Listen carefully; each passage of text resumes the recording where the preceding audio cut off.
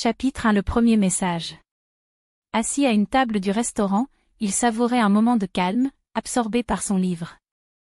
Loin du bruit du monde, il goûtait la solitude avec une certaine habitude, comme un homme qui a déjà vécu assez pour ne plus attendre grand-chose des rencontres. Pourtant, ce soir-là, un regard l'effleura. Insistant. Curieux. Il releva la tête et croisa ses yeux. Une jeune femme, à la fraîcheur éclatante, le fixait avec un sourire en coin. Un sourire qui en disait long. Il détourna le regard, peu habitué à ce genre d'attention. Elle, au contraire, semblait amusée, presque joueuse.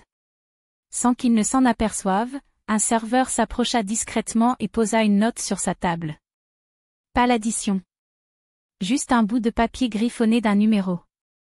De la part de la demoiselle, murmura le serveur avant de s'éclipser. Il fronça les sourcils, hésitant. Il n'avait rien demandé. Il ne savait même pas s'il voulait répondre à cette invitation implicite. Mais la curiosité avait ce pouvoir étrange, celui d'éveiller les âmes fatiguées. La nuit tomba, et avec elle, un message apparut sur son téléphone. « Salut. Je sais, c'est étrange. Mais pourquoi pas ?» Il fixa l'écran, songeur. Il aurait pu ignorer. Il aurait dû. Mais contre toute logique, il répondit. Pourquoi pas, en effet. Les échanges s'enchaînèrent, d'abord timides, puis plus confiants. Elle avait une audace déconcertante, une légèreté qui tranchait avec son propre monde, plus lent, plus mesuré. Sans qu'il ne sache comment, il accepta de la rencontrer. Le jour du rendez-vous, il s'attendait à devoir lui poser des questions, à guider la conversation. Mais elle prit les devants, renversant chaque attente.